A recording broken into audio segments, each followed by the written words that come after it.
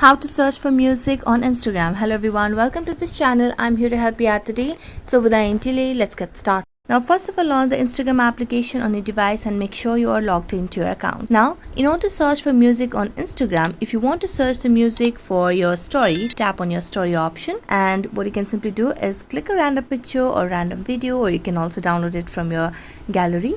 And let me just click a random picture over here, and as we click a picture you can see the music icon at the top of the screen. So tap on music icon, and here you'll be able to see all the songs that you'd want, and if it doesn't pop up, you can simply tap on the search bar and let's search for a particular song, and here you can see all the songs. So this one's for the story. Now if you want to post any sort of post over here, you can simply tap on post. You can just click a random picture, and as you click a random picture you can simply select on the audio section at the bottom left corner, and here you can see all the songs.